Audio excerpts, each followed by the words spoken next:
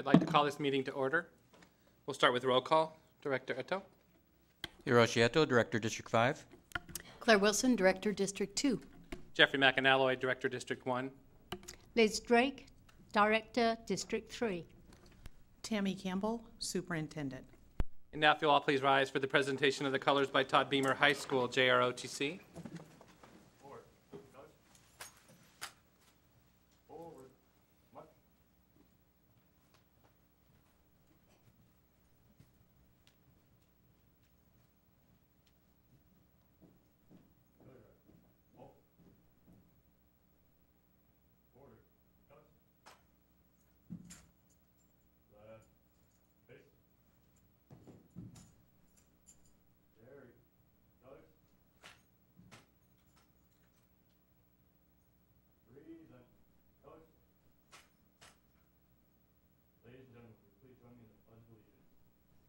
Pledge allegiance to the flag of the United States of America and to the republic for which it stands, one nation, under God, indivisible, with liberty and justice for all.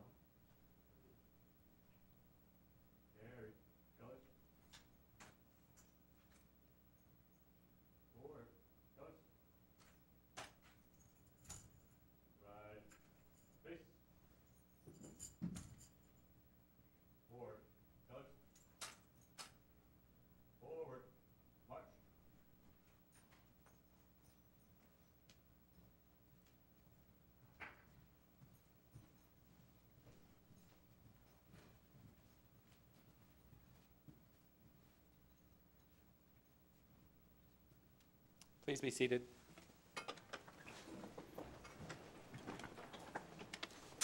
At this time, I'd entertain a motion to approve the agenda.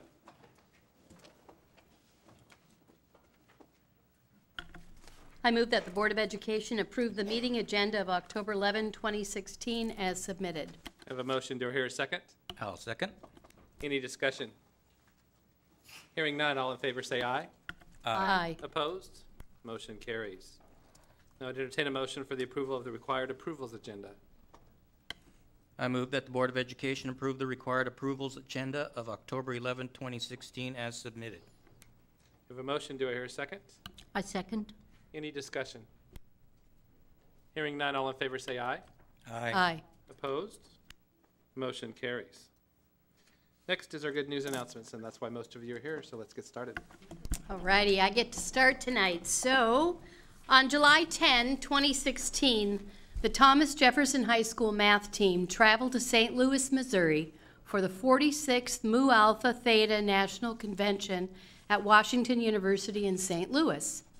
The Thomas Jefferson team trained all year and summer, as well as for the annual week-long math competition.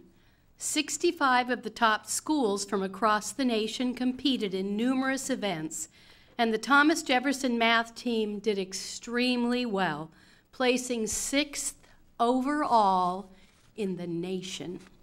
This achievement is alignment of our strategic plan, Goal 4, content area competence, mastery in all subjects. Will the TJ team please join us up front as I call your names?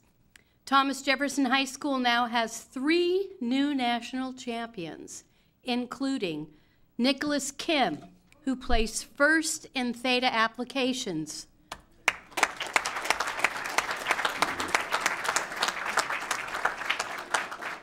Austin Kim in Theta matrices and determinants.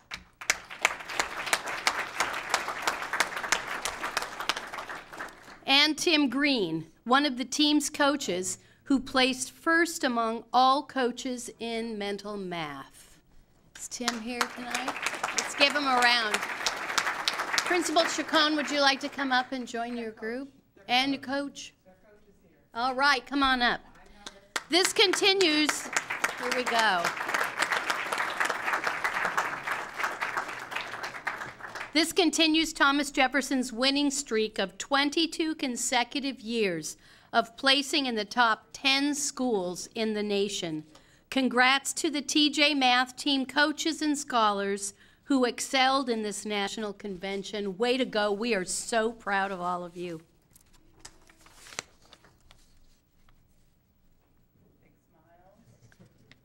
Nicely done. Come on up, team. If the rest of the team is here, let's get a picture. All right.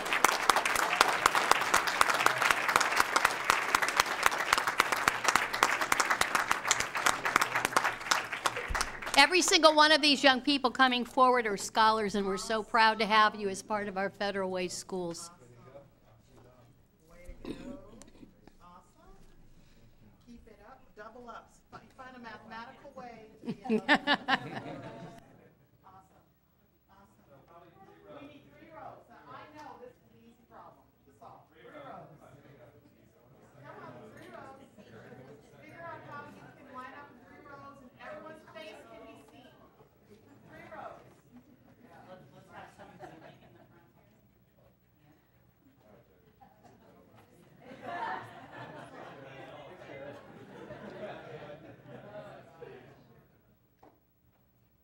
Big smiles and staying still. One more.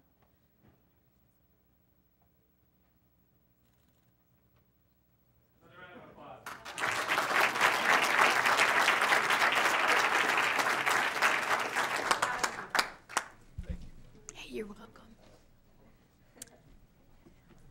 For the 5th consecutive year, Taft Academy has been recognized as a school of distinction with an award for its commitment to improving student outcomes.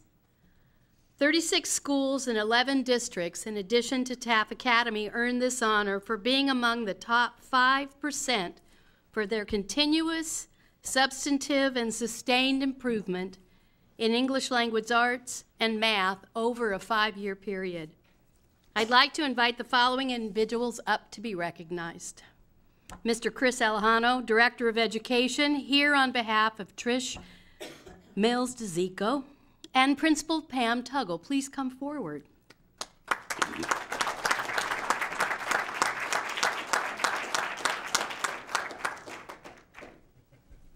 Taft Academy's innovative approach to education has paid off for students, and the school actively demonstrates work towards Goal 3 of our strategic plan. Active learners, engaged, empowered, critical thinkers, as well as Goal 4, content area competence, mastery in all subjects. Congratulations to Taft Academy for this award and all the work they do on behalf of our scholars to ensure they are successfully mastering standards to be college and career ready. Thank you so much.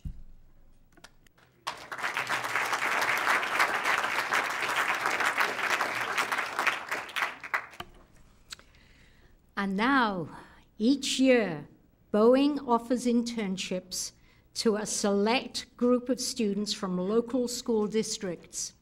In June, 4 student scholars from Federal Way Public Schools were chosen to participate in the Boeing Fabrication High School internship. Opportunities such as these help us meet Goal 5 of our strategic plan: persistence to graduation, high school graduation through successful transitions. I'd like to recognize the following students selected in 2016 for the Boeing Fabrication internship. First of all, do come up as your name is called. We have Daryl Worcester and Caleb Coleman from Todd Beamer High School. Rachel Conn from Federal Way High School. And Bruce Rogstad from Thomas Jefferson High School. Principals, any teachers, please do come up also.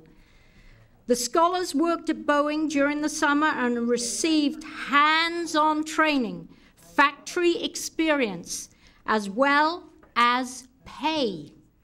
Students are selected and evaluated primarily on communication, personal discipline, productivity, teamwork, personal ethics, punctuality, interest, and enthusiasm. Once selected, they are assigned mentors in fields such as chemical engineering, business operations, or finance. In addition, students that go on to a university are encouraged to apply for college internships at Boeing. Daryl, Caleb, Rachel, and Bruce, we are proud of you and the bright futures you have ahead. Well done. Proud of you.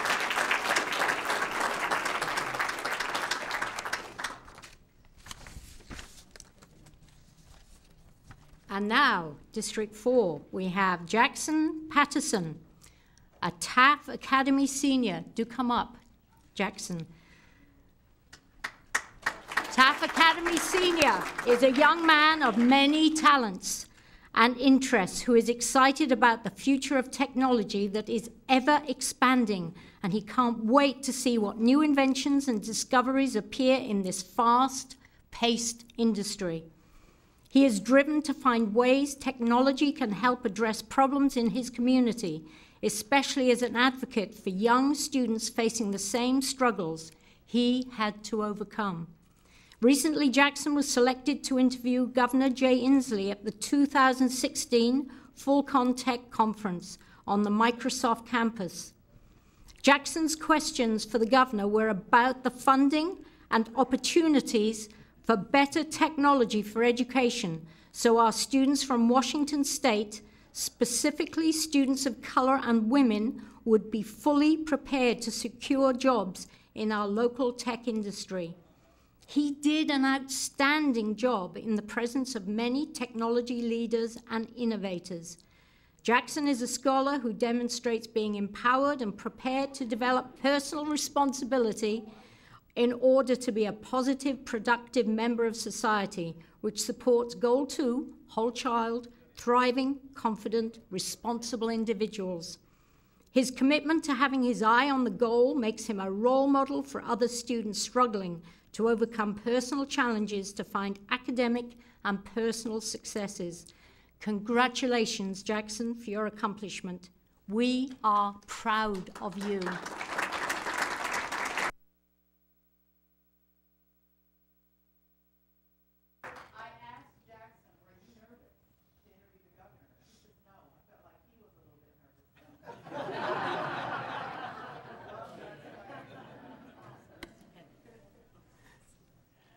Okay, I'm proud to announce that this summer, out of 13 schools competing from across the United States in the Zero Robotics competition, Totem Middle School won the regional tournament.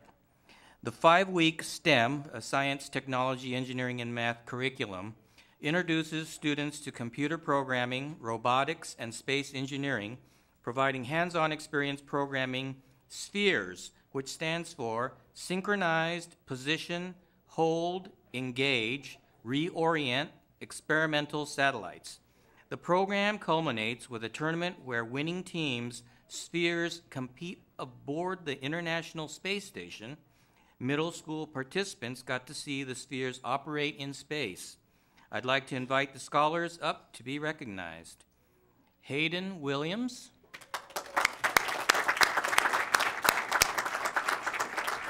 Alex Patton.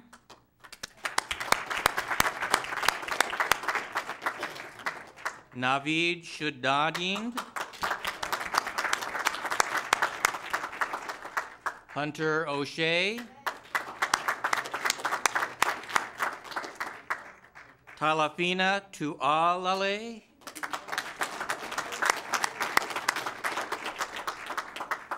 Olivia Smith.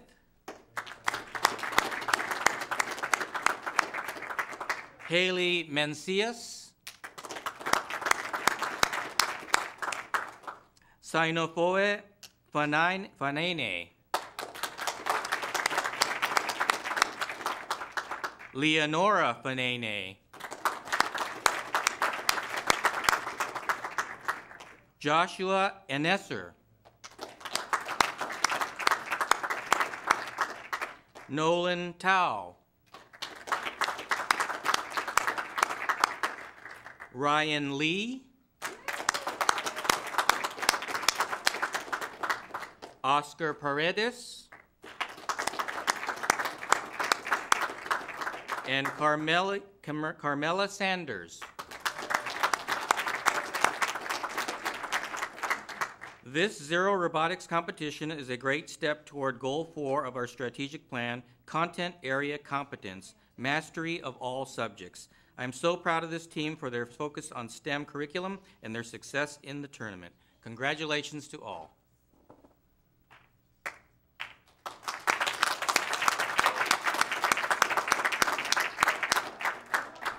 Administrators to come on up. Because I know we got an email from Principal Baker with Ted Cry talking about this. Yes, come on up. Chris, you can come up, 'cause we have one or two come over here so the picture's down. There we go, there we go, there we go. All right. All right. Expired.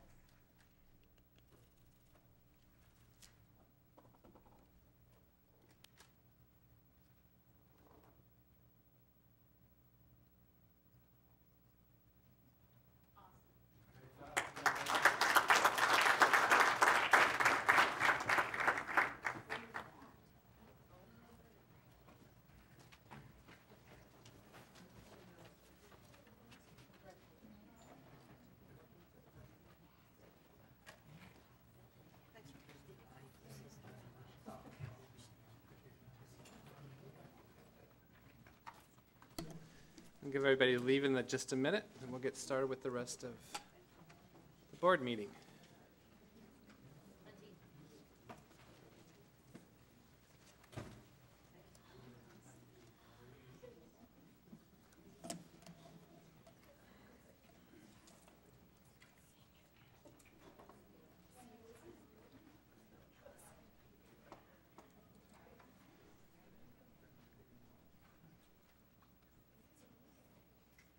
Next will be our legislative liaison update by Director Drake. Hi, everyone. Just a couple of things I want to share with you. I, along with Jeffrey and Claire and Dr. Campbell and Sally, attended the Chamber Luncheon last week. It was a forum where our candidates for the 30th District Legislative State House representatives were speaking about their opinions about a range of subjects. But as you can imagine, education was what we were focusing on, how they were answering those questions, because the way in which the legislation develops next year, 2017, is critical to how we are going to how we are going to be able to provide for all our students a successful opportunity, regardless of zip code. It is critical that we have legislators that are advocates for education. And I'm pleased to say that each of the candidates spoke about education being a priority as we move forward with the McCleary decision really being front and center for the 2017 legislation. So that was pretty positive. Each candidate has a different way that they think that's going to work out. And I met today with Sally McLean and Danny Pfeiffer to start a conversation about how we can put together some very simple talking points, and I'll be sharing this with the board as we start developing ideas. We would like to put forward a community letter, if you like, that focuses and really laser focuses on the issues that are important to us in Federal Way, so that our parents can be informed as we move forward in the 2017 legislative field to speak to the issues that are critical to us. So this is something that's going to be put together over the next few weeks, probably somewhere in the middle of November, so that as we move forward with the 2017 legislation, we become laser focused on what's important to us here in Federal Way. So that's the plan. And I'm excited, and it was a great meeting, and it's lovely when board and district collaborate. I love collaborating. So, more news as it develops. Great, thank you. Do we have any public comment this evening? So no public comments. There are blue sheets on the back table to fill out, 3-minute comments. Anytime that you want to do that at a board meeting, that's the process that you do it in. So next we'll move to superintendent comments. Dr. Campbell? So I would like to share 3 things. I had this opportunity between the last board meeting and now to play my first chess match with a scholar. I was a 3rd grader. He informed me that he had practiced 48 hours before. His grandfather had showed him a little bit of chess. I will admit I haven't played chess in a couple of years. And about 5 minutes into the match, I was a little bit worried that he might overtake me. It was fun. We did not play it out to its finish, but what I've learned, because we have probably had up till now, I want to say about 700 elementary students enter for their names. So we're drawing about 5 to 6 names per month. By the end of the year, we think we may have close to 70 scholars who have played chess with the superintendent or with other scholars in the presence of the superintendent. And what we're going to do is have a chess tournament, a district-wide chess tournament in May, and they get to invite a buddy, and all of those scholars walk home with chess sets. The chess sets that they're getting are mobile chess sets where they can come to school, they're in a bag, and they can play. And, you know, when I was interviewed for King 5 on this story, I really believe we have got to find ways to engage our scholars mentally, tactically, strategically, as well as communicatively. And sometimes being in front of a TV set is not the way to do that. There's nothing like sitting across from an opponent, having to think about your best move, your next move, and keeping your game face on. He really had a good game face. I was pretty impressed with this little 3rd grader. So more to come, but the big news will be that we will convene all of the scholars at the end of the year. And I think that's also motivation for them to continue playing because they're getting ready for the chess tournament at year's end. Our standards-based grading and reporting committee launched a few weeks ago, and again, that committee is charged with creating handbooks for staff, for students, and for parents and families. And more importantly, they're charged with calibrating and really coming to some common expectations about what we mean around standards-based grading and reporting. Prior to this year, I think we called it standards-based grading. I've pressed the group to it's standards-based grading and reporting. That's what the report card component is about, and so we really are talking about the reporting components. They're reading research from Stiggins, O'Connor, Gusky, and I'm sure you'll be pulling some pieces from Marzano, McTighe. I know for the principles of grading, there's a lot of research, a lot of districts that have done this work already. There's no reason for us to have to recreate the wheel. And I see the group working in small groups to come up with what I call white papers that can really, and we're going to have our teachers and our principals do that work, so practitioners are driving it, that says here's what best practice looks like for standards-based grading and reporting. Because if you recall, I've shared this before, it was our students who said the number one thing they wanted us to address was the inconsistency and the variability in practice around standards-based grading and reporting. There is nothing more powerful than the feedback of a grade. It ought to be accurate. And lastly, we had a student-led forum where our scholars interviewed the candidates. And it was at Todd Beamer, and it was probably one of the most energized forums I've seen. They answered questions, but the scholars did this cool thing in the middle where they asked them a yes or no question. One was on policy, but some of it was on pop culture. You could tell which candidates were comfortable with the pop culture questions. I actually don't know how comfortable I would be, but I liked watching them having to respond.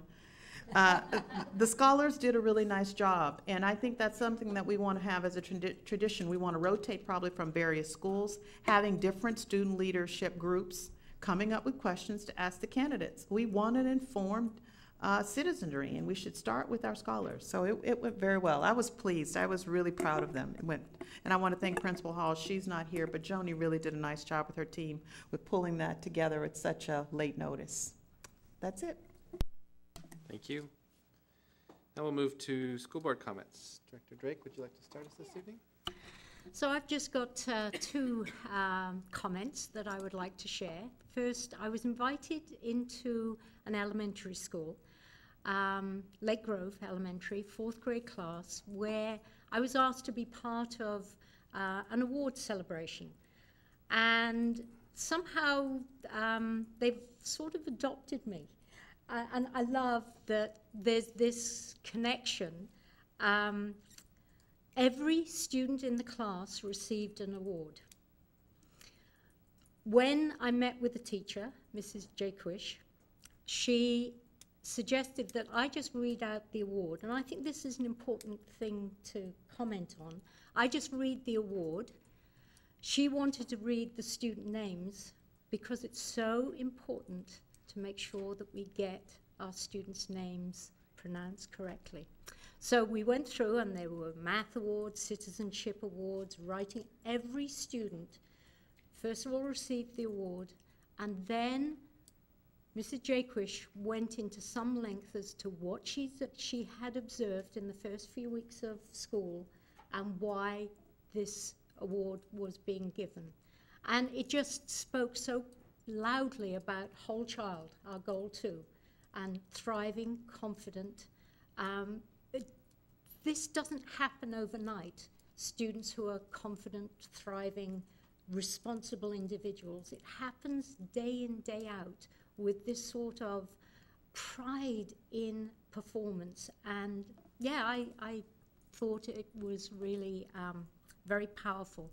And then the next thing I wanted to comment upon is last week, as a board, we continued our journey through Courageous Conversations.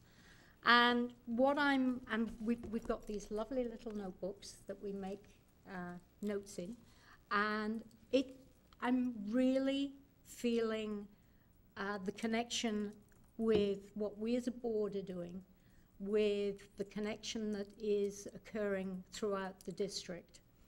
And we were given 3 prompts: new ideas, how is it impacting us as board members, and then are there any questions? And what is so important is each of us is on a different journey.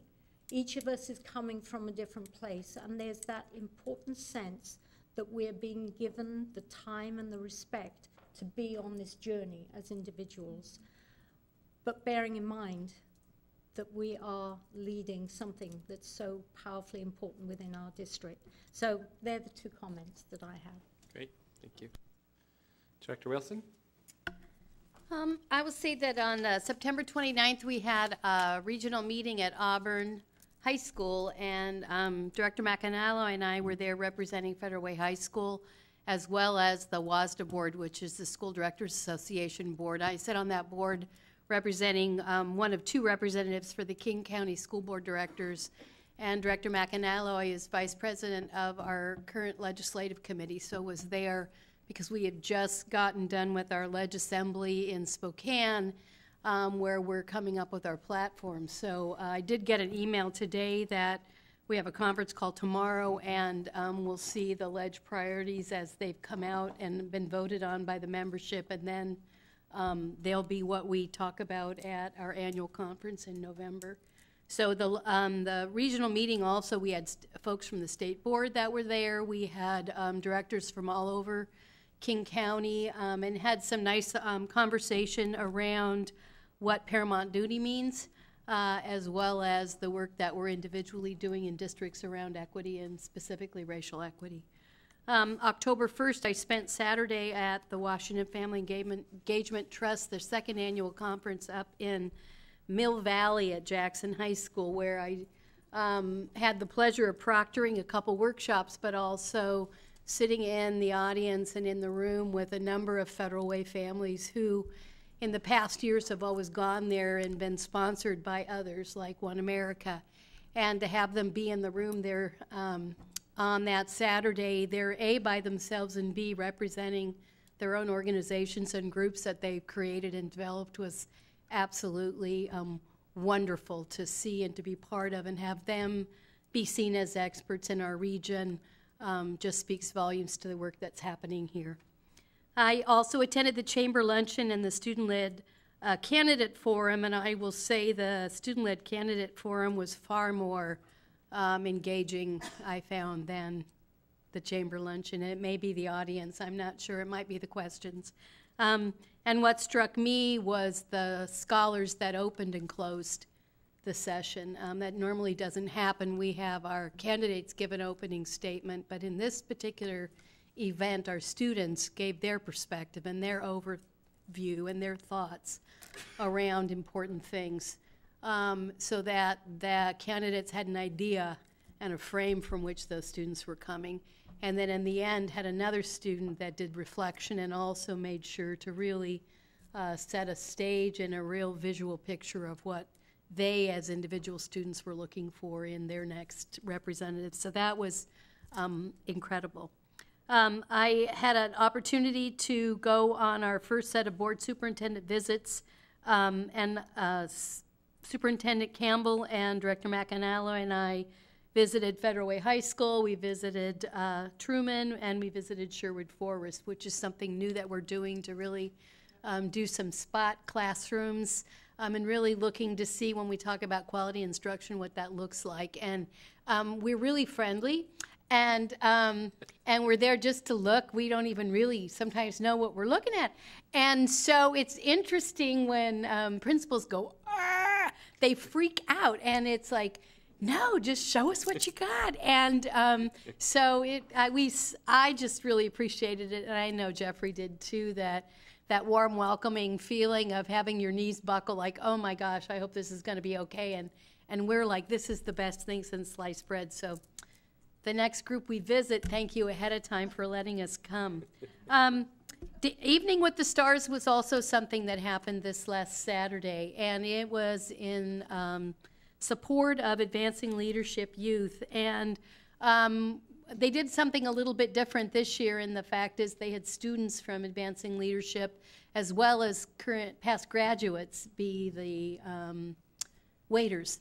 And others like myself and Superintendent Campbell were maitre d's and basically chatted up at the table, right?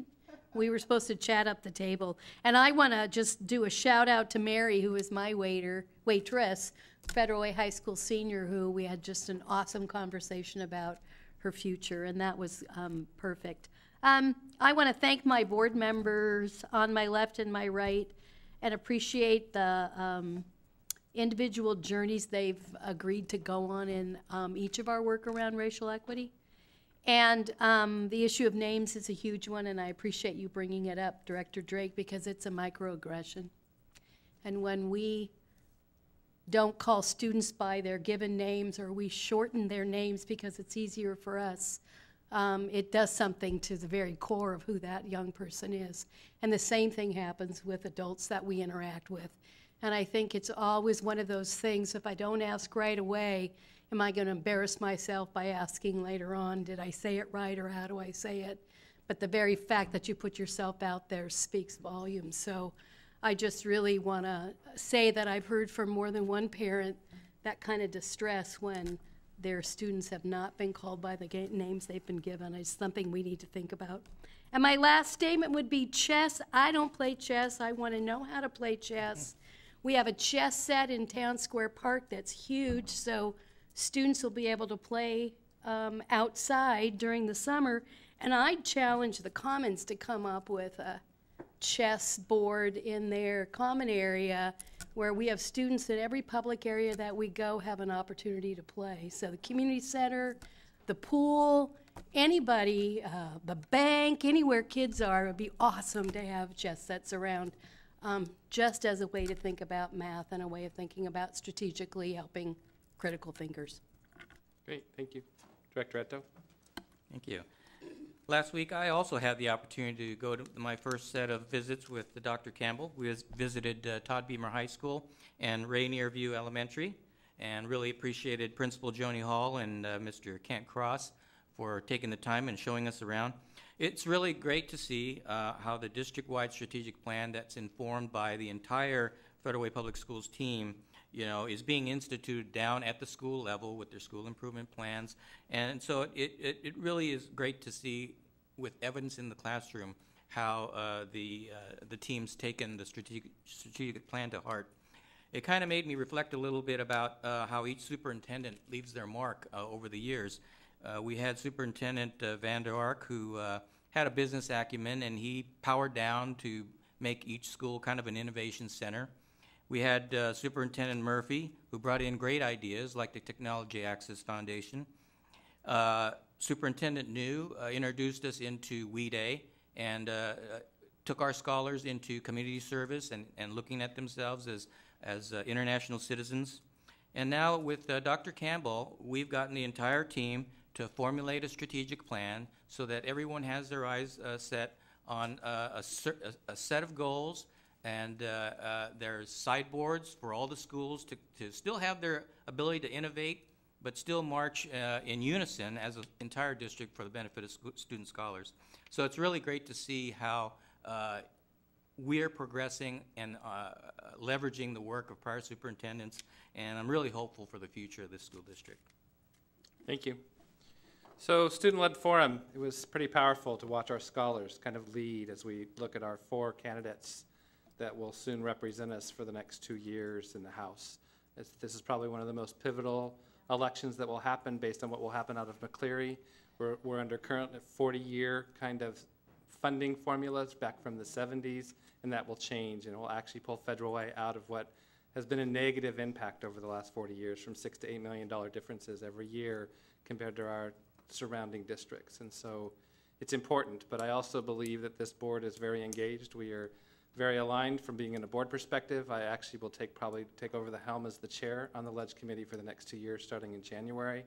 And Director Drake's very involved, as you can see, from a legislative perspective as well. But you know, when we look at Goal 3, we talk about our strategic plan, and we watched our scholars in action around Goal 3, and doing that piece with our candidates was amazing. Mentor and Me, as you can see, the sign that's sitting up here, actually maybe it's a little bit too far because I was sharing it. But Mentor and Me is a program that has started. There are about 60 of us now, and Director Drake and I are both going to be mentors at Sahalee Middle School. I'm excited. We get our mentors announced this week. And so, you know, the goal is 150, so we need 90 more of you to lean into our school district and help us make sure that we have 150 mentors at least by the end of the year that are really helping our scholars be successful. They're one step away from having an adult in their lives that can make a difference and help them. And so I profoundly believe in this program and wholeheartedly in 100%. School visits, it was nice to see as we begin to see, and it was shared by other directors, that we see the strategic plan in action as we listen to principals talk about what they're doing and what their goals are, what their improvement plans will be in their schools, the goals they're focusing on. Goal 2, of course, is for all in the district systematically, and then they have one individual. The 2 schools we went to are actually focused on Goal 4 as well. So it's nice to see that practice being played out and that starting to happen. I also had the opportunity the last 2 days to the principals. The Pacific Education Group led by Louis Versailles was here talking about Beyond Diversity, and when we really talk about cultural competency and racism and what was going on. And so as an observer, I got to pretty much just watch, but today I actually participated a little bit. It was what's on our mind. After we walked through yesterday, we got to share what was on our mind, and he broke it into 3 different segments. And so I'm just going to share what I wrote down from where I'm at today, sitting in this. As you've heard other directors talk about, it's an individual process that we have to collectively come together. So I'll share where I stood this morning as I had sat yesterday with all of the administrators from our building walking through this process. As board president, a white privileged male, I must lead in this work and press the courageous conversations of the racism that exists for all of us in every aspect of our lives and community, but most importantly, the daily impacts it's having on over 70% of our scholars. It must stop now. To be unconscious to this is no longer acceptable. The achievement gap is growing, and we must turn it around, and until it no longer exists and all feel safe, welcome, and ready to learn, our scholars suffer. I must press my practice to be courageous in expanding my understanding of how life is for those around me, to ground myself in their experiences, to have a better grasp of how to help change the landscape locally.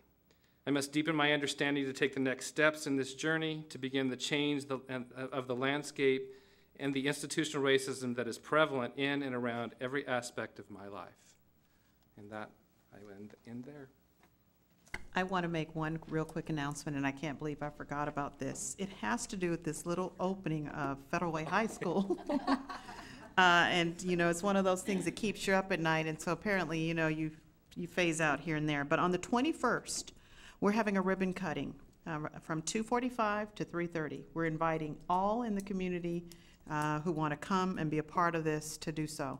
Because here's what we know. You don't build schools as a district in isolation. You do that because your community sponsors it, supports it, votes for those levies and bonds. And when you see Federal Way High School, it will be so clear to you the difference that a facility can make in terms of enhancing the type of instruction our scholars need to be ready for the careers and opportunities beyond post-secondary. So the 21st, Friday, ribbon cutting, 2:45 to 3:30, and then on the 22nd, that Saturday, we're having tours throughout the building all day. We're getting everyone moved into the facility over that weekend so that the students, the seniors this year, get as much experience in that beautiful new building as possible. As you know, this is phase one. The portions of the building will still be under construction, but we will have students in the main building experiencing class and instruction. So pretty proud about that. There have been so many people working behind the scenes, including Sally McLean, the team with Green Gazaway, our own staff, and more importantly, Principal Obrist, Dr. Obrist. He has made sure that he has this saying, instruction before construction, meaning we don't let instruction, it's not going to be lost while we're waiting on the construction to happen. And the fact that I can say that so fluently will only tell you how many times that Matt Obrist has said that. He's just done a phenomenal job. I'm just so proud of him and how he's leading that building. Thank you. All right, next is a goal to update. Dr. Campbell. So one of the things that we want to do annually, you know, we do our ends reports where we give you the data, but I think it's also important to give you what we're doing for each of our goals. So beginning this month, we're starting with goal 2 because this particular goal is a district-wide goal. We're going to share with you what we're doing at the central office to support schools, because it's one thing to expect schools to make improvement. The district has to take the leadership role of providing structures, professional development, and resources. And the resources that our Deputy Superintendent, Dr. Danny Pfeiffer, and our Executive Director for Scholar and Family Success, Dr. Melanie Stride, what they will be sharing with you are tools that we've not had before. You're going to see things that we have worked to create and construct that really takes it to the next level. I couldn't be prouder of all the hard work. And there's a team who've joining Dr. Stride, in that back row, Vince Blauser, Jerry Peterson, Aaron Toth, and Treese Moore. This is a large team effort, and I just want to thank the team in advance for all of the work that you've done. Take it away, Dr. Pfeiffer. All right. Thank you, Dr. Campbell. Good evening, Board President McAnally, members of the board, Dr. Campbell. It's our pleasure this evening to present to you a Goal 2 update. This evening presenting along with me is Dr. Melanie Strye, our Executive Director of the Office of Scholar and Family Success, Equity, Scholar and Family Success. And in our audience, as Dr. Campbell mentioned, are several members of the Office of Equity that have been critical partners in the work we're going to share with you and highlight this evening. The purpose of this presentation is really to provide implementation evidence of signature strategies related to Goal 2, Pillar 2, and Pillar 3 that have occurred this past summer and at the start of this school year. Goal 2, the whole child, thriving, confident, responsible individual, is a district-wide commitment to ensuring that each staff member will do whatever it takes so that every child has the necessary supports that they need to be empowered and prepared emotionally and academically for school each day. Schools are extensions of the greater community. Therefore, our commitment to scholars is to partner with our families and community-based advocates to create strong Federal Way community and a positive, welcoming school culture. The way that we ensure all scholars become thriving, confident, responsible individuals is to create multiple opportunities for each staff member to take an active part in their own cultural competency learning.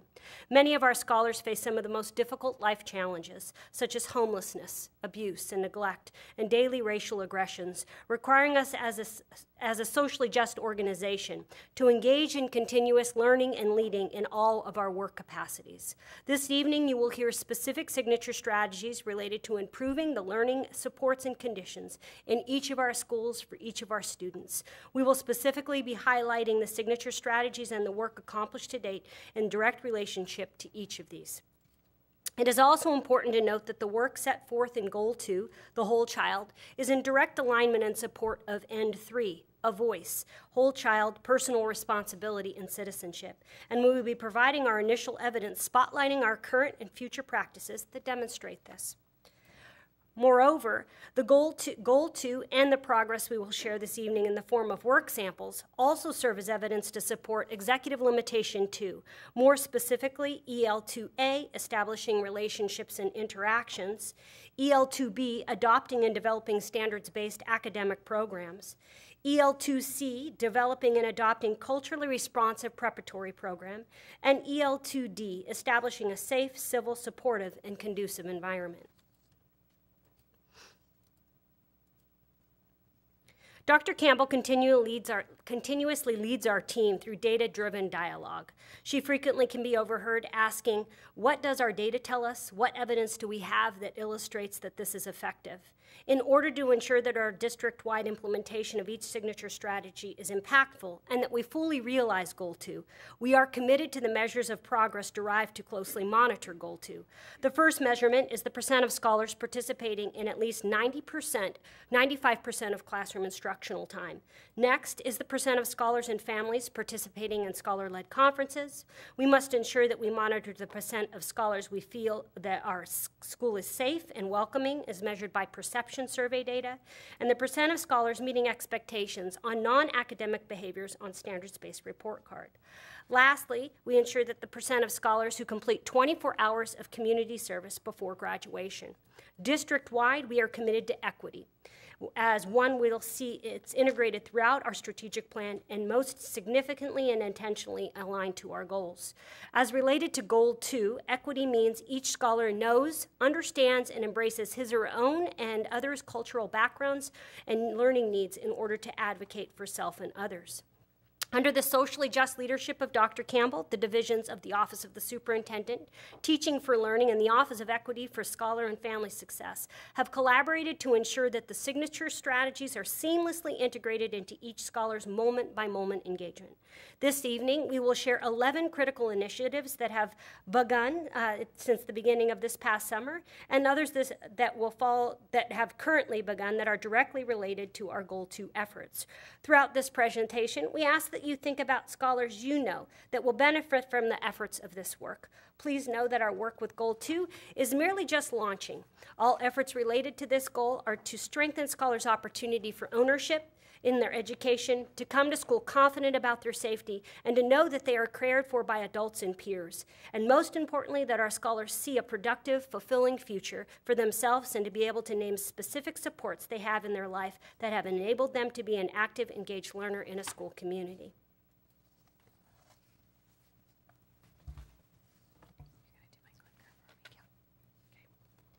So in your folder, you have a few handouts that you can touch and feel. So the first one is the Office of Equity for Success. You can go ahead and open that up.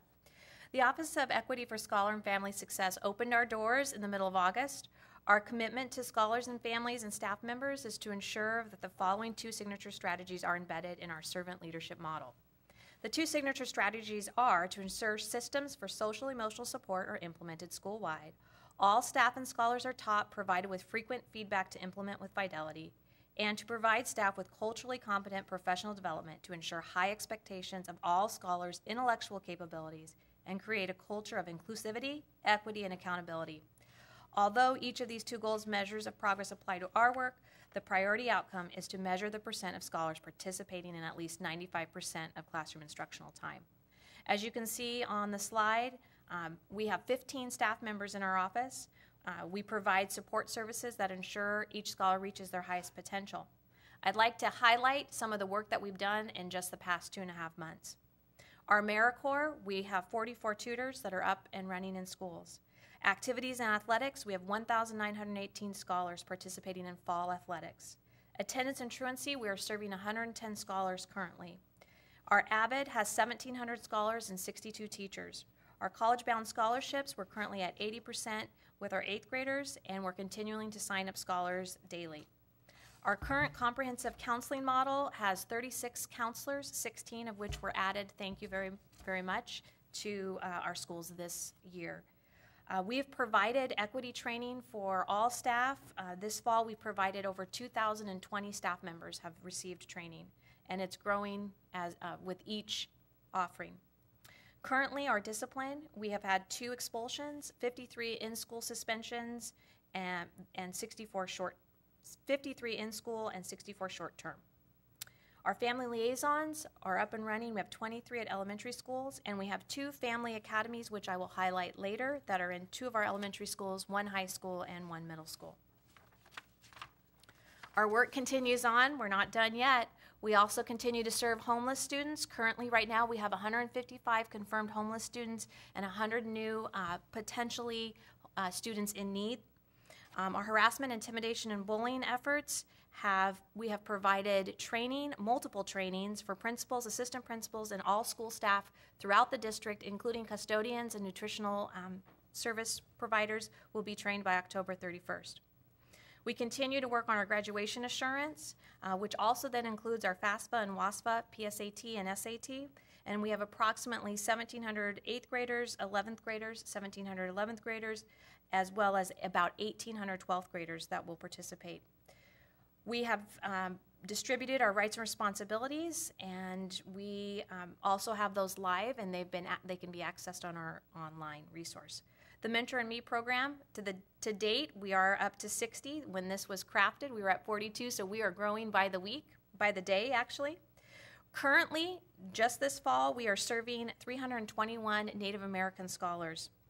And to round that up, our social emotional learning supports, which include a variety of professional learning opportunities. We've had 1,350 teachers trained. Again, our core focus is to implement emotional supports with fidelity and to provide continuously professional learning. As you can see in the right-hand corner, there's a nice green because we are fully functioning in our office, and we welcome you to visit us at any point in time. Our goal is to provide high-quality services to scholars and families, school administrators, teachers, and support staff. We believe our division, along with our partners in Teaching for Learning, are leading for equity. Also in your folder is the attendance handbook. Looks like this. Our district-wide attendance campaign focuses on the signature strategies to increase the time scholars spend in class and decrease and eliminate out-of-class time. The implementation of alternative strategies with comprehensive scholar support will ultimately lead to 95% of our scholars participating in instruction. As you can see by the green on the right-hand corner, we have launched our campaign, and we are in full force of awareness throughout schools and even in our greater community. Our Tier 1 and Tier 1, Tier 2, and Tier 3 supports have begun, and our slogan is, "Every day counts, every scholar matters." This slogan combines 2 of our passions, one for making sure all scholars are engaged in learning, and 2, that each and every scholar is uniquely special. In addition to several variations of flyers, we have partnered with our community communications division to launch the campaign through social media. Weekly tweets, Facebook postings help to spread the word about the importance of strong attendance. Our division, with the assistance of partnering with CHI, with Doug Baxter and Jennifer Cox, we have managed to put 2 large bulletin boards out in the greater community. So enjoy those as you're driving down Pack Highway.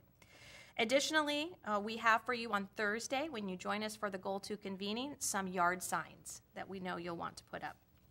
Along with 30 community-based partners, we are spreading the work throughout the Federal Way community, and we are providing strong Tier 1 attendance awareness.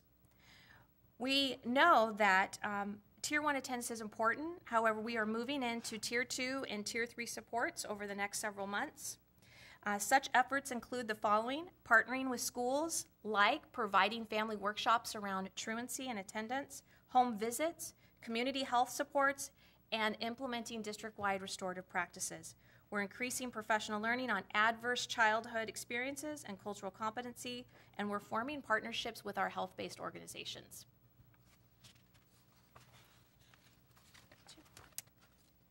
Equity Cultural Competency Training. Signature strategies for equity building across our district includes the ability to provide staff with culturally competent professional development to ensure high expectations of all scholars' intellectual capabilities and create a culture of inclusivity, equity, and accountability. And furthermore, to ensure that all staff participate in and implement strategies from Courageous Conversations with Pacific Educational Group to foster positive, productive classroom environments and relationships. The end goal is to improve the percent of scholars who feel their school is safe and welcoming as measured by perception data, and to further build the capacity in becoming a more culturally responsive school district. Providing adult learning is complex, therefore we are partnering with the Pacific Educational Group to help us grow as servant leaders through the lens of racial equity and cultural humility. In addition to direct trainings and under the leadership of Dr. Campbell, many of our divisions and executive cabinet are reading Courageous Conversations about race and developing the ability to articulate our own biases while at the same time looking for opportunities to strengthen our services in alignment with our theory of action. Our initiative outcomes include: really, it centers on all of our district staff being trained. They're being provided ongoing equity trainings, as mentioned earlier. Approximately 2,000 staff members will be trained, schools, ESC support staff, training anchored in our Courageous Conversations work, and eventually training our instructional staff, specifically coaches, on culturally relevant instructional strategies. And this Friday, I'm happy to report that our classified staff members, office managers, ESC staff, and paraeducators will all have the opportunity to attend cultural competency training. I just want to really quickly contextualize this. We are now, Federal Way Public Schools is the most diverse district in the state of Washington. And if we're going to do that, we've got to reach and teach each scholar, and we've got to broaden our skill sets to be able to do that. Thank you, Dr. Campbell. In your folder, you have a copy of our cultural and religious calendar. We are excited to offer this cultural and religious calendar to our internal staff along with access for all by going to our Office of Equity webpage. The purpose of this calendar is to ensure that each and every scholar is appreciated for their cultural and religious richness. The calendar provides staff members with significantly important dates related to various cultures and religious significance. A month at a glance of cultural and religious holidays and observations representing 33 of our language and cultures. In addition to the calendar, we have embedded opportunities for feedback from our community and scholars in order to share holidays, provide insight into religious and cultural days that are not currently represented in our calendar. This is truly a living document. We view this calendar as our attempt to provide our internal staff with important information regarding our scholars. Our hope and intention is that this calendar highlights the richness represented within the larger community and is an essential aspect to recognizing and respecting all human beings. The intensive research that goes into creating this calendar means the calendar will go live with all current dates and more will be added throughout the year. And once again, I want to highlight that we've embedded and we will respond as we get input from our stakeholders. I want to thank you for doing this on a short turnaround. I asked you to put this together, I think, sometime in August, and I'll tell you what the catalyst was. I had had a couple meetings with family members who talked about the holidays that they celebrated and wondered how we could get the word out so that teachers would know. And I see this as a tool. We will be sending this directly to every teacher so that they have this particular tool in their hands. This is really along our equity. We say we're about equity. This is a tool now that helps us to do that. So I want to thank you for following up on that on such a short turnaround, Dr. Stride, but I know that this is going to make a difference. I also think, Dr. Campbell, to your point, is when we reached out to neighboring districts for exemplars, something that we could model ours after. We're one of the only that have a document such as this. I'm excited to share with you around the family academies. The purpose of the academy is to create two-way communication and partnerships with families and schools so that scholars are supported, encouraged, and cared for by multiple caring adults. The academies are 7-week academies. They're co-created with community-based partners, and they're part of the larger regional learning around the Race to the Top. Classes will provide two-way communication of critical school-based information along with activities that capture the parent and guardian's voice regarding important strengths about their own child.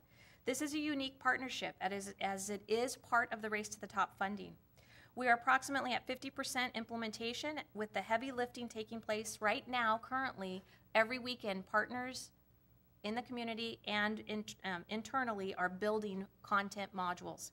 These modules are co-constructed with parents, CBOs, and district representation, specifically myself, as well as Principal Mike McCarthy.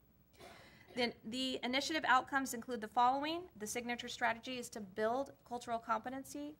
We are measuring and we're looking at the progress in terms of safe and caring environment. The specific schools that are partnering with us are Federal Way High School, Sequoia Middle School, Olympic View, and Wildwood Elementary. Unique about this program, it's going to be parents teaching other parents in their native language. That's I right. think that's the thing that's pretty special about this. I want to give a shout out. Dr. Stry really was one of the leaders in the region when she was in Kent, because that's the model that I think a lot of people built it on. And so thank you for bringing your expertise and for allowing us to steal you away in a better way.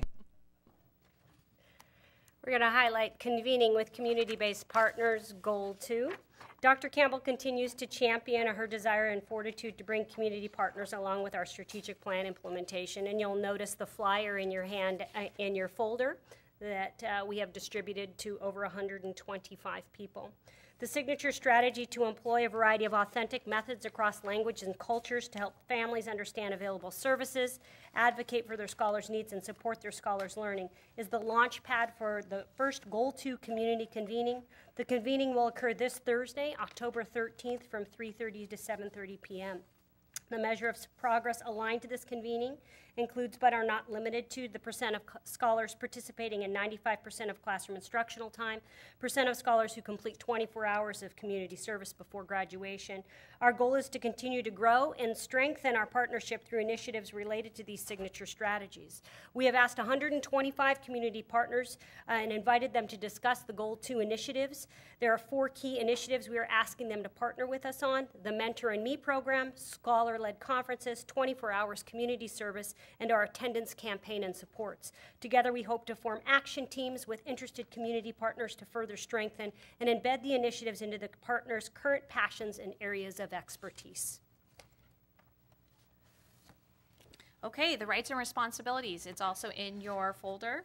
And as Board President McAnally shared with us at the last board meeting, I think is a great example that I'm going to borrow and put in our next year's in terms of how to really make this meaningful for parents and scholars. So the handbook was repurposed. It was really a grassroots movement from our principals and working in partnership with our building leadership. It's our Rights and Responsibilities Handbook is translated into Spanish, Russian, and Korean, and can be accessed online, as well as each scholar received a copy. In addition to the visual rebuilding of our handbook, our team worked to cut the cost of the handbook down by 25% from previous cost. The committee's work included getting input from scholars and families, along with certificated administrative staff.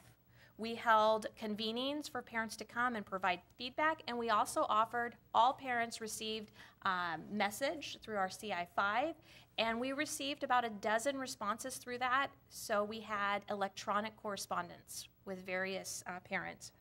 We have provided training to all administrators. We've created from our office PowerPoints that are used for administrators to train their staff, and we continue to work with families through the lens of scholars' rights. Our team will begin in this late winter in preparation for the 17-18 handbook, and based on the continuous feedback that we have received, we will continue to enhance the usability of the handbook. I'd also like just to add on, in addition, we provided support sessions to our principals and administrative teams on how to use the Rights and Responsibilities Handbook and really highlight the differences in the way that we were approaching student discipline, specifically in the proactive way through PBIS and restorative practices. I want to challenge us in the next iteration to have our online version to have some student video. Students Nice. Embedded, so that it would draw our student and scholars to look at it. But we could do short video clips of students and staff sort of talking about best practice in different areas of it. That Love could it. be the next wave. We love a challenge. All right. Perception surveys. Of course, under the leadership of Dr. Tammy Campbell and in partnership with Teaching for Learning, the Office of Equity for Scholar and Family Success is teaming to create an administers scholar and family perception surveys. In doing so, the team has partnered with the Center for Educational Effectiveness, a reputable organization who creates customizable surveys. Signature strategies aligned to this is to employ a variety of authentic methods across languages and cultures to help families understand available services, advocate for their scholars' needs, and support their scholars' learning. The measure of progress related to this is the percent of scholars who feel their school is safe and welcoming as measured by the perception survey, and the percent of scholars meeting expectation on non-academic behaviors on standards-based report card. We believe scholar voice matters. Therefore, scholars and families are asked to provide feedback on their school experience as related to school climate and welcoming culture and scholar engagement. The surveys will be administered to students, staff, and families online in multiple language as in hard copy form this fall of 2016 and again in spring of 2017. The data then will be collected, analyzed, utilized by school and district staff, and additionally, transparency and communication of the data will be provided to the scholars and the families. I would just add that scholars, staff, and families. It's 3 stakeholder groups. Thank you. So we'll be doing the staff, we'll be doing our student scholars, we'll be looking at the metrics in our strategic plan, and we'll also be surveying our families during the student-led conferencing window. This is important because we need to be proactive in getting a perception around school effectiveness from staff, from our families, and from students. So all 39 sites will be doing this going forward. Our goal is to create multiple systems of support that provide scholars with various ways to receive school-based supports. All schools are committed to maximizing school staff to collect data, plan, implement, and refine social-emotional practices.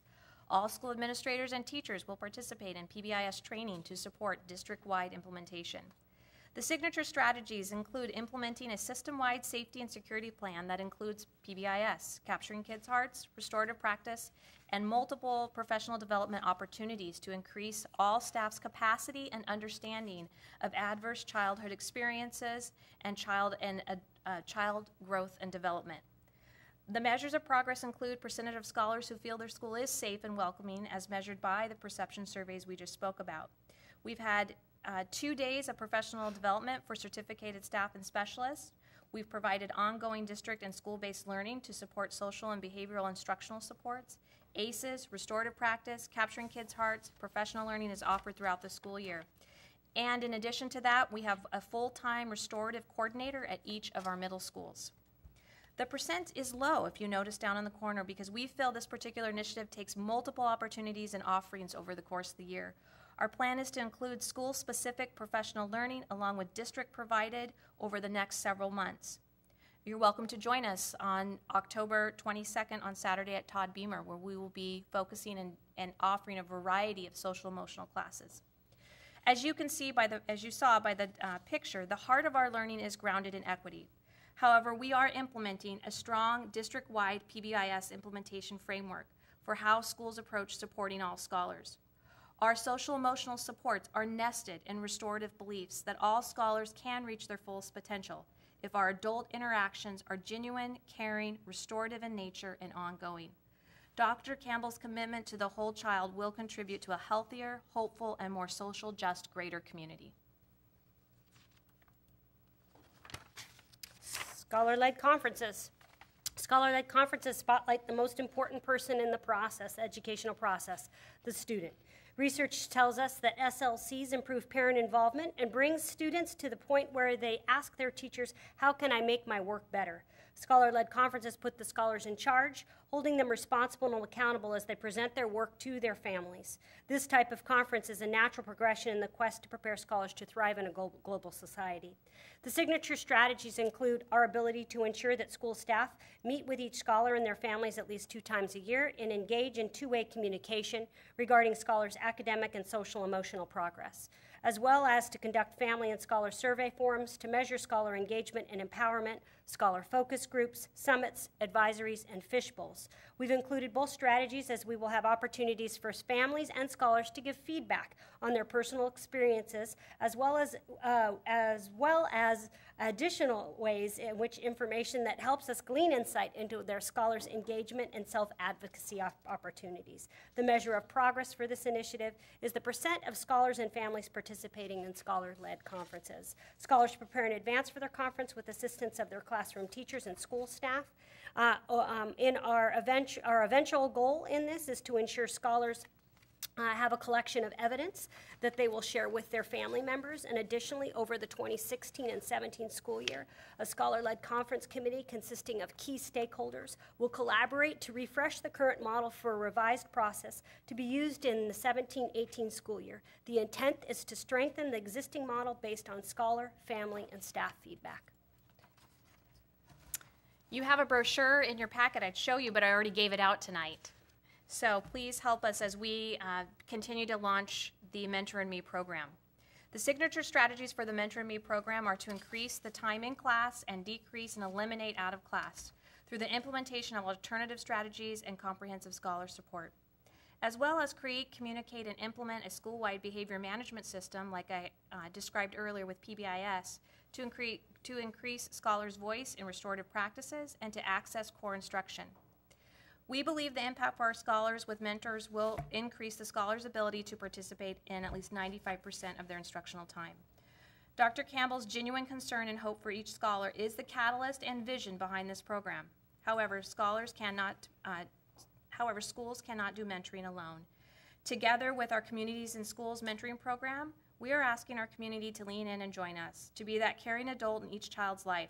The mentoring relationship will develop over time as scholars meet one time a week with their mentor and one time a month with other mentors and scholars to provide peer-to-peer interaction and opportunities to build community with other mentors and scholars.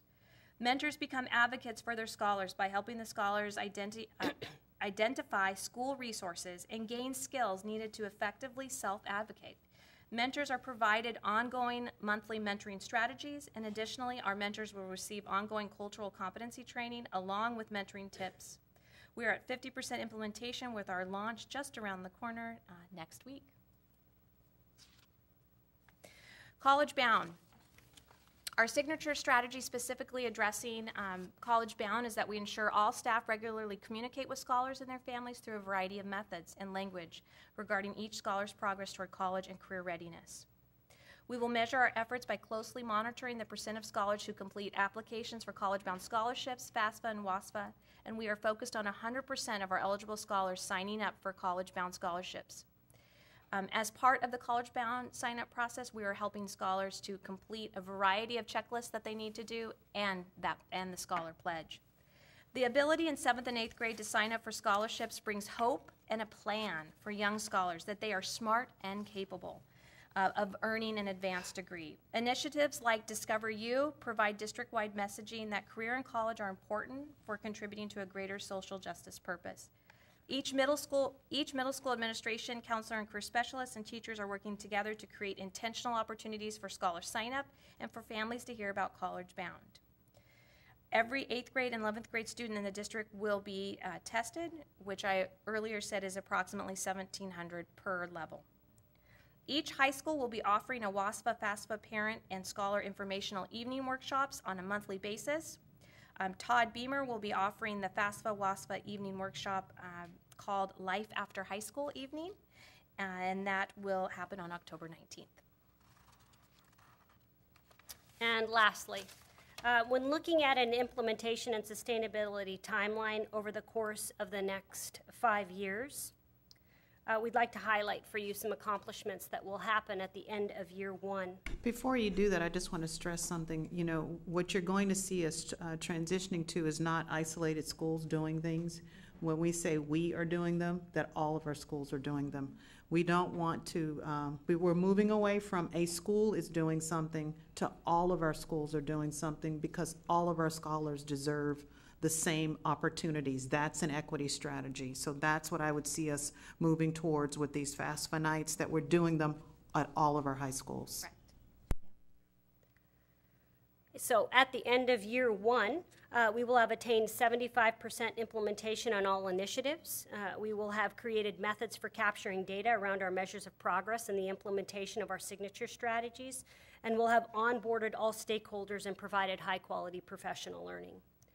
At the end of year 3, we will conduct a program evaluation and we'll monitor our key metrics in relationship to that.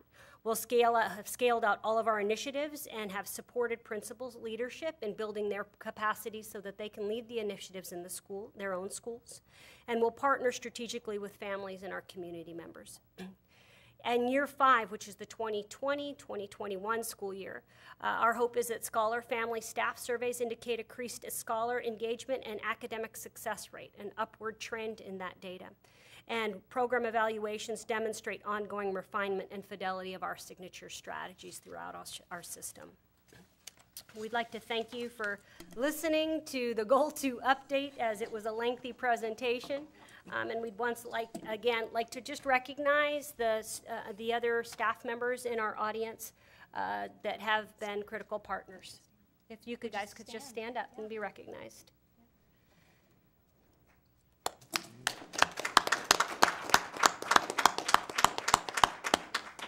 I'd like to have Cassie Swenson also stand up. Absolutely.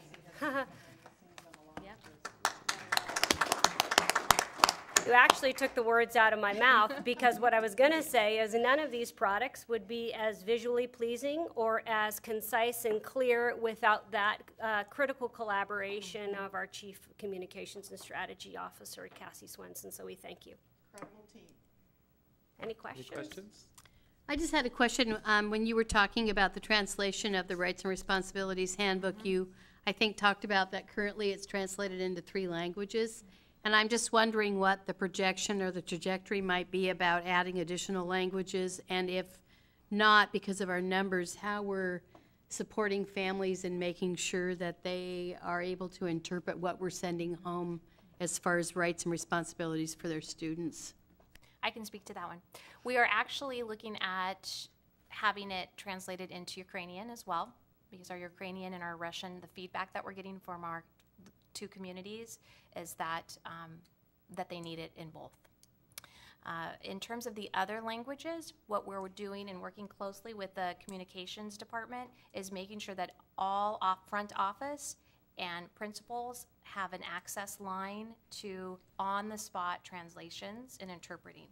And so that's, I think, a critical factor, because through that program and partnership, we can get over 100 languages within minutes, where a family can ask a question, an administrator or front office or a teacher can then provide a response. Then I have one other question. Thank you for that answer. The other one is around the WAFS workshops, and knowing that we're really on top of that and providing that workshop out of the ESC. I'm just wondering how we're connecting parents to make sure that parents are comfortable getting there to hear about WAFs. So just because of the situation related to documentation and with DACA and DAPA. And so, very timely question. I actually spent some time this week with Director Vince Blauser, and we are looking at which partners do we currently have, because we know that some of our families would feel more comfortable actually getting that information at a community-based partnership or within an informal setting. And so that's on our a list of next steps. Thank you. Any other questions? Director Eto? A lot of great information, so I just wanted to highlight some of the things that I wrote down for myself. One of the things, because we mentioned safety, welcoming in many parts of this briefing, and I remember when we went through selection of words, it was drilled into me that thriving covers all those things, that unless a student feels safe and welcome, that they can't be thriving. And so I made it a note to myself that safety is still paramount, and it's sprinkled throughout this briefing.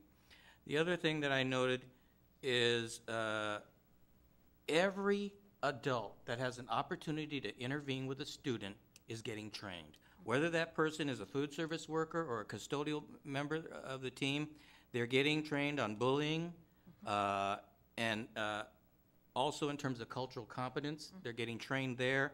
So the idea that every single adult within our schools has the opportunity to positively impact the environment of that student scholar is just a great thing that we're doing, I think. And the last thing is the idea that we're going to manage by fact. We're not going to be managing on off-the-cuff impressions, that we have data and we're going to seek data and we're going to manage based on that. So it's not just flowery words. We're going to see if things are working, and that's a great thing. Director Wright? I just wanted to make a comment. This is amazingly, overwhelmingly brilliant. It's October the 11th, and what you as a team have achieved is outstanding. We've talked at some length over the last few months about many of these issues. We now have a structure. We now have a very specific plan of action that we can address critical issues that are going to make true differences to all our students. And I feel proud to be part of Federal Way School District. So well done. 90 days, right. I mean, if we really think about it, I just reiterate what Director Drake has said. I couldn't have imagined the brilliance to this of what has come together, led by Dr. Campbell and all of you, for what we're doing for our scholars, right? I mean, I think we all feel the urgency, but I would have never imagined that we'd have these products at this point, 90 days in from the office being created. So thank all of you for your work. It's taken a lot of work, a lot of heavy lifting, but it's amazing what we're doing. And the shifts that we're going to see, I think we're going to see them sooner than later because of what you're doing. And I, too, am very proud to be a board member of where this district is headed. So thank you. I would just like to end by thanking all of you. We know that without these structures, you can't train. You need a vision of where you're going. You need a product that holds it all together, and that's the reference tool for which other people go to. Without these products, we're just, again, having individually doing things different ways. I want to thank you for coming from a place of yes. Whenever you're asked, you respond, and this is the kind of support we need to have a systems approach in Federal Way Public Schools. This is just the beginning. We have to continue to work and train, but at least now we have a foundation for the training and for developing a common vision. I couldn't be prouder of the team. Awesome work. Thank you. Right, next is the resolution. So there's a resolution in our packet, and this actually supports what was just been discussed around Goal 2. So I will read this resolution. Federal Way Public Schools, District 210, Resolution Number 2016-14. Proclamation of Federal Way Public Schools Scholar Attendance Awareness Proclamation. A resolution of the Board of Directors of Federal Way School District Number 210, King County, Washington, supporting Federal Way Public Schools Attendance Awareness Proclamation in its entirety. Whereas daily school attendance is essential to scholar achievement and graduation, and we are committed to dedicating our resources and attention to reducing chronic absenteeism rates with a focus starting as early as pre-kindergarten. Whereas chronic absence, missing 10% or more of school for any reason, including excused or unexcused absences, or just 2 or 3 days a month, is a proven predictor of lower third-grade reading proficiency, course failure, and eventual dropout. Whereas chronic absence is now a required reporting metric under the federal Every Scholar Succeeds Act, and our district and schools are monitoring each scholar's attendance on a class-by-class and day-by-day basis. Whereas improving daily attendance and reducing chronic absence takes commitment, collaboration, and partnering with district and school staff, scholars' families, and community partners in order to provide essential social, emotional, health, and academic supports for every scholar. Whereas the impact of chronic absence for scholars that feel disconnected from schools and teachers due to society's unjust conditions, such as race, sexual orientation, and gender discriminations, which have led to the lack of access of their families or themselves to higher paying jobs, unreliable transportation, lack of access to health care, unstable and unaffordable housing, and ultimately a lack of hope and trust in schools. Whereas chronic absence can be significantly reduced when Federal Way Public Schools families and communities work together to encourage, monitor, and provide scholars with strong support structures and caring adults that are highly invested in their future. Whereas Federal Way Public Schools can intentionally monitor and seek out scholars early and often that are chronically absent so they can partner with families and scholars to build relationships, provide specific supports to reduce barriers, and together as an organization work together to create optimal learning conditions for scholars. Now therefore be it resolved that the Board of Directors of the Federal Way Public School District Number 210 proclaim our school district will stand with the nation in recognizing year-long attendance at awareness, We hereby commit to focusing on reducing chronic absenteeism to give all scholars an equitable opportunity to learn, grow, and thrive academically, emotionally, and socially. We believe that each scholar has a voice, a dream, and a bright future. So at this time, I would entertain a motion. I move that the Board of Education adopt Resolution 2016-14, Attendance Awareness Proclamation. I have a motion. Do I hear a second? I second the motion. Any discussion? Hearing none, all in favor say aye. Aye. Opposed? Motion carries unanimously. And now it's policy review. So you have in front of you, as we discussed at the work study last week, the revised governance policy number 1.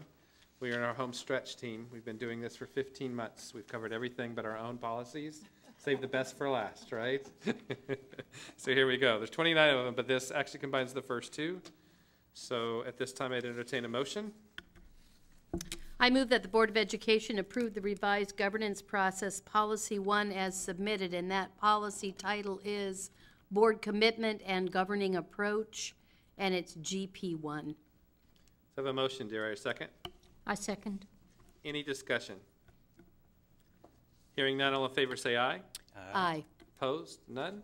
Carries unanimously, and we are adjourned. Thank you.